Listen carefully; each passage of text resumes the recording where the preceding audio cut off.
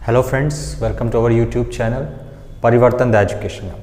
Friends, जैसा कि आप पिछली क्लास में हमारी देख रहे थे कि इंग्लिश में हम लोगों ने एक टॉपिक शुरू किया था, use of some important adjectives. उसके तहत मैंने आपको कुछ एडजेक्टिव्स के यूज़ बताए थे, किस एडजेक्टिव को किस तरीके से यूज़ किया जाएगा। उसमें आपका little, a little, the little, इस तरीके से कई सारे एडजेक्टिव्स थे।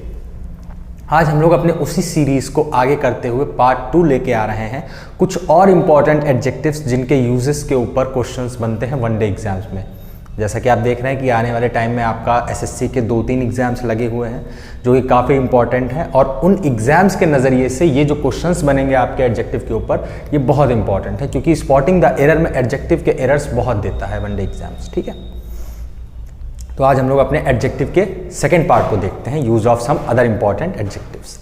सबसे पहले ईच, एवरी, आइदर, नीदर। ठीक है, ईच, एवरी, ईदर, नीदर, ये बहुत इंपॉर्टेंट एडजेक्टिव का यूज है, क्योंकि ये चारों अक्सर बच्चों को कंफ्यूज कर देते हैं। सबको लगता है कि ये चारों एक ही चीज है, कहीं पे भी कुछ भी लगा दो, और काफी हद तक ये चीज सही भी है। क्यों? क्योंकि इस समय जो हम लोग यूज कर रहे हैं वो हमारी ऑर्थोडॉक्स इंग्लिश नहीं है, वो हमारी मॉडर्न इंग्लिश है, और मॉडर्न इंग्लिश में पुराने कई रूल्स को तोड़ दिया गया है। ठीक, और उसी में से एक रूल ये भी है। लेकिन जो आयोग क्वेश्चन बनाता है, आयोग अपने ऑर्थोडॉक्स इंग्लिश के बेस्ड के ऊपर क्वेश्चन बनाता है, जिसमें आपको यही रूल लगाना पड़ेगा, उसमें आप अपनी मर्जी से मॉडर्न रूल नहीं लगा सकते हैं। तो सबसे पहले देखते हैं ईच, एवरी, ईदर, नीदर।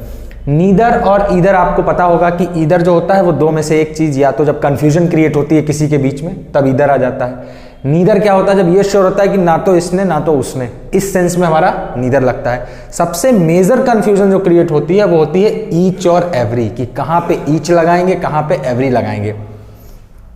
हम लोग को शुरू से ये पढ़ाया गया है कि जब दो चीजों के बीच में कंपेयर करना होता है तब हम वहां पे ईच लगा देते हैं, और जब बहुत सारी चीजों के बीच में से एक को चुनना होता है तो हम वहां पे एवरी लगा देते हैं। ये है आपका बेसिक रूल जो कि सभी को पता होता है, लेकिन आयोग हमारा इतना सीधा नहीं है जो इस बेसिक रूल पे क्वेश्चन बनाएगा। बनाता है, ऐसा नहीं कि नहीं बनाता है, लेकिन उसके अलावा आयोग कुछ अपने पास से दिमाग लगा के भी नए क्वेश्चंस क्रिएट करता है। वो क्वेश्चंस में आप एरर तब फाइंड कर पाएंगे जब आपको इसका और थोड़ा सा एडवांस यूज पता होगा। ठीक, अब जैसे जो ईच और एवरी वाला मैंने आपको रूल बताया वो तो सही है, एकदम सही है कि हाँ भाई, दो चीजों में से एक को चुनना होगा तो ईच लगेगा, और कई सारी चीजों में से एक को चुनना होगा तो एवरी लगेगा। लेकिन कहीं कहीं पे ऐसा होता है कि ईच बहुत सारी चीजों के बीच में से भी एक को चुन लेता है, और वो वहां पे सही होता है, उसका ऑप्शन नो एरर सही आता है। जबकि बच्चे वहां पे क्या करते हैं, अपना बेसिक रूल लगा के ईच वाले में एरर लगा के चले आते हैं कि हाँ भैया ये पार्ट गलत है, और गलत में क्या होता है, उनका नंबर गलत हो जाता है। ठीक, तो देखिए, सबसे पहले तो इन चारों में जो कॉमन चीज है वो मैंने लिख दिया, क्या? सिंगुलर नाउन और सिंगुलर वर्ब। ये चारों एडजेक्टिव जो हैं ये हमारे सिंगुलर नाउन को डिफाइन करते हैं, और जब नाउन सिंगुलर है तो सीधी सी बात है कि वर्ब भी कैसी लगेगी, हमारी सिंगुलर लगेगी। जैसे each student gets a prize, ये सबसे बेसिक यूज है कि हर स्टूडेंट को एक प्राइज मिला। अब एक बार में एक ही स्टूडेंट को प्राइज मिलेगा, तो इसीलिए यहां पे क्या हो जाएगा, सिंगुलर नाउन हो गया, और सिंगुलर नाउन के साथ हमारा सिंगुलर वर्ब लग गया। ठीक, फिर देखो, अगर एवरी के साथ नंबर ऑफ एडजेक्टिव जुड़ जाता है, जैसे she takes medicine every 3 hours. अब देखो यहां पे थोड़ा कंफ्यूजन क्रिएट हुआ कि मैंने ऊपर लिख रखा है कि सिंगुलर नाउन और सिंगुलर वर्ब, लेकिन यहां पे मैंने क्या लिख दिया, एवरी के साथ में आर्स लिख दिया। आर्स इसलिए लिख दिया क्यों? क्योंकि आर्स से पहले मैंने 3 भी लगाया है।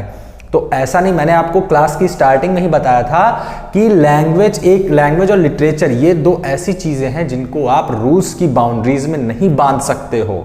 इनमें आप कैसे ना कैसे कोई एक्स्ट्रा वर्ड लगा के या कोई दूसरा रूल पुट करके आप चीजों, जो रूल आपके बेसिक बनाए गए हैं उनको आप ब्रेक कर सकते हैं, जो कि यहां पे हुआ है। मैंने एक तरफ लिख रखा है कि ईच, एवरी, ईदर, नीदर के साथ सिंगुलर नाउन और सिंगुलर वर्ब लगेगा, साथ ही मैंने सेकंड बस 1, 2, तीसरी लाइन में मैंने प्लूरल नाउन लगा दिया है। क्यों? लेकिन उसका मैंने रीजन भी तो लिखा है कि प्लूरल नाउन तब लगेगा जब हम नंबर ऑफ एडजेक्टिव लगा देंगे एवरी के बाद। जैसे यहां पे 3 लग गया है ना, 3 आपका क्या है, नंबर ऑफ एडजेक्टिव है।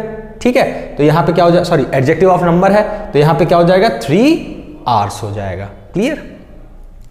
ईच, अच्छा, ईच जो होता है वो डेफिनिट नंबर्स के लिए आता है। डेफिनिट मतलब जैसे कि 5 में से कोई एक, या इसीलिए हम लोग को बेसिक रूल क्या पढ़ा जाता है, 2 में से। क्यों? क्योंकि 2 हमारा एक डेफिनेट नंबर है।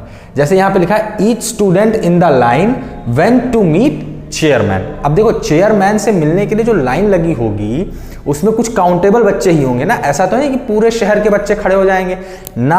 हो सकता है एक पर्टिकुलर स्कूल के बच्चे हों, हो सकता है एक पर्टिकुलर क्लास के बच्चे हों, तो उनको काउंट किया जा सकता है, वो एक डेफिनेट नंबर के तहत आएंगे। तो जब डेफिनेट नंबर होगा तो वहां पे उनमें से जब एक बच्चे को सेलेक्ट किया जाएगा तो वहां पे ईच लग जाएगा। ऐसा नहीं कि यहाँ पे एवरी नहीं लग सकता, यहाँ पे एवरी भी लग सकता है, लेकिन एवरी के सेंस में क्या हो जाएगा, इनडेफिनेट बच्चे आ जाएंगे, मतलब पता ही नहीं है कितने बच्चे हैं, कोई पर्टिकुलरनेस नहीं है। हो सकता पूरे शहर के बच्चे, हो सकता आसपास के गांव के बच्चों को भी जोड़ लिया गया हो। ठीक है, तो पूरा जो इसका कॉन्सेप्ट है वो आपका डिपेंड करता है कि सेंटेंस का सेंस क्या दे रहा है। अब नॉर्मल जो सेंटेंस होता है वो हमारा ईच ही होता है, एवरी बन सकता है, लेकिन जो जनरल केस में होता है वो ईच ही होता है। क्यों? क्योंकि चेयरमैन से जो लाइन लगेगी मिलने के लिए बच्चों की, वो पूरे शहर के बच्चे नहीं होंगे, वो एक पर्टिकुलर क्लास के बच्चे होंगे या एक पर्टिकुलर कैटेगरी के बच्चे होंगे। जैसे हो सकता है कि सारे फर्स्ट आने वाले बच्चे, सारे सेकंड आने वाले बच्चे या सारे प्राइज विनर्स, इस तरीके के बच्चों की लाइन लगती है चेयरमैन को मिलने के लिए, तो इसलिए वहां पर क्या लग जाएगा, ईच लग जाएगा। और अगर एवरी लग गया है तो आपके दिमाग में ये बात तुरंत आनी चाहिए कि यहां पे क्या है, जितने बच्चे हैं आस पड़ोस के सबको काउंट कर लिया गया है, वो एक इंडेफिनिट नंबर हो जाएगा। जैसे यहां पे देखो एवरी स्टूडेंट वाज हैप्पी, यहां पे किसी एक स्कूल की बात नहीं की गई, यहां पे सारे स्टूडेंट्स, मतलब हर एक स्टूडेंट खुश था। अब हो सकता है वो स्कूल, मतलब पूरे शहर के जितने स्कूल हैं, कोई ऐसा रूल निकाल दिया है गवर्नमेंट ने या कोई ऐसा आदेश पारित, जैसे नहीं डीएम बोल देता है कि आज ज्यादा ठंडी की वजह से छुट्टी, तो हो सकता है ऐसा कुछ निकाल दिया हो, इसकी वजह से पूरे शहर का जो हर एक स्टूडेंट है वो खुश था। यहां पे ये सेंस निकल रहा है। ओके, एनीवन या बोथ ऑफ देम, इन दोनों के लिए क्या लगता है, ईदर लगता है। अब देखो ईदर हमको क्या पढ़ा, मैंने आपको स्टार्टिंग में बताया था कि ईदर का सेंस हमको बताया गया है शुरू से कि 2 में से कोई एक चीज, या तो ये या वो। लेकिन उसमें आप एक चीज ध्यान देना, सिर्फ ईदर नहीं आता, उसमें ईदर के साथ में और भी आता है। ठीक है, तो पहली चीज तो ये वो ईदर है नहीं। अक्सर यहां पे कंफ्यूजन ये होती है कि ईदर और नीदर जो है वही वाले ना, नीदर के साथ में नॉर जरूर आएगा और ईदर के साथ में और जरूर आएगा, तब वहां पे सिंगुलर नाउन और सिंगुलर वर्ब होता है, सिर्फ सिंगुलर नाउन और सिंगुलर वर्ब होता है। लेकिन क्योंकि यहां पे सिर्फ ईदर आया है तो इसलिए यहां पे होगा एनीवन। हो सकता है 2 में से कोई एक चीज की बात की जा रही हो या बोथ ऑफ देम, दोनों चीजों की बात की जा रही हो, तब भी यहां पे ईदर लग जाएगा। तो यानी ईदर से हमें क्या पता चला, ईदर के साथ आपका सिंगुलर भी आ जाएगा और प्लूरल भी आ जाएगा। जैसे इसके एग्जांपल देखिए यहां पे, his either son went to America, यानी उसका कोई एक लड़का जो है वो अमेरिका गया। हो सकता है उसके 4 लड़के, हो सकता है उसके 5 लड़के, हो सकता है उसके 10 लड़के हो, लेकिन उनमें से अमेरिका कौन गया है, सिर्फ एक लड़का गया है। तो यहां पे जो ईदर है इसका यूज हमारा हुआ है एनीवन के सेंस में। नेक्स्ट है there was water on either side of the highway. अब देखो ईदर साइड, ईदर साइड का मतलब होता है कि हाईवे के दोनों साइड। ठीक है, यहां पे साइड्स होगा, यानी हाईवे के दोनों साइड में पानी है। अब मैंने यहां पे क्या बोला था, या तो एनीवन या बोथ ऑफ देम। अब यहां पे बोथ ऑफ देम के सेंस में यूज हो गया है कि हाईवे के दोनों तरफ क्या है, पानी है। ठीक, तो इस तरीके से हमारा ईच, एवरी, ईदर, नीदर, इन 4 एडजेक्टिव्स का यूज यहां पे कंप्लीट होता है। इस इतने पार्ट को आपको बार बार देखना पड़ेगा, तब जाके ईच एवरी का यूज आपको क्लियर होगा कि एवरी के साथ कहीं कहीं पे प्लूरल नाउन भी आ जाती है। प्लूरल नाउन कब आती है, जब आपके पास एडजेक्टिव ऑफ नंबर लगा के दे दिया जाता है, वहां पे आप नाउन को प्लूरलाइज कर सकते हैं। नेक्स्ट हमारा एडजेक्टिव आता है मच और मैनी। मच जो यूज होता है वो क्वांटिटी के सेंस में यूज होता है और मैनी जो यूज होता है वो नंबर के सेंस में यूज होता है। या फिर हम इसको और अगर प्योर लैंग्वेज में बोले तो कह सकते हैं मच हमारा यूज होता है अनकाउंटेबल नाउन्स के साथ और मैनी यूज होता है हमारा काउंटेबल नाउन्स के साथ। जैसे एग्जांपल आप देख सकते हैं, आई हैवंट मच पेशेंस, मेरे पास बहुत ज्यादा धैर्य नहीं है। जैसे नहीं बोलते मेरे धैर्य की परीक्षा मत लो, बहुत हो गया, तो मेरे पास बहुत ज्यादा धैर्य नहीं है। क्या कोई धैर्य ऐसी चीज है कि हाँ भैया आपके पास एक धैर्य है, आपके पास 2 धैर्य नहीं। पेशेंस को हम कभी भी काउंट नहीं कर सकते हैं क्योंकि इसका एक स्केल होता है कि हाँ इतने लिमिट तक। अब वो लिमिट सबकी अलग अलग होती है, कोई फिक्स लिमिट नहीं होती है। ठीक है, तो ये हमारा एक अनकाउंटेबल नाउन है, यानी कि क्वांटिटी है, तो इसीलिए यहां पे पेशेंस के साथ क्या लग गया, मच लग गया। फिर आते हैं ही हैजंट मेनी कार्स। अब कार्स जो है वो आपकी काउंटेबल नाउन है, यानी कि आप कार को काउंट कर सकते हैं, इसीलिए इसको प्लूरलाइज भी किया गया है, क्योंकि मैंने आपको काउंटेबल अनकाउंटेबल में बता रखा है। अनकाउंटेबल नाउन को जनरल केस में प्लूरलाइज नहीं किया जा सकता है, लेकिन काउंटेबल नाउन को आसानी से प्लूरलाइज किया जा सकता है, तो वही यहाँ पे हमने किया है। और क्योंकि ये नंबर है यानी काउंटेबल नाउन है, तो इसके लिए हमने क्या लगा दिया यहाँ पे, मैनी लगा दिया। तो ये तो सिंपल सा यूज है। नेक्स्ट हमारा नियर और नेक्स्ट। नियर जो है वो आपका डिस्टेंस के सेंस में लगता है, और नेक्स्ट आपका लगता है ऑर्डर के सेंस में, यानी कि क्रम की व्यवस्था के तौर पे। जैसे एग्जांपल है, Ram lives near to my school. Ram मेरे स्कूल के पास में रहता है, मेरे स्कूल के पड़ोस में रहता है, यानी मेरे स्कूल से और राम के घर के बीच की डिस्टेंस जो है वो नियर में मेजर की गई है, यानी वो डिस्टेंस काफी कम है। She is sitting next to his father.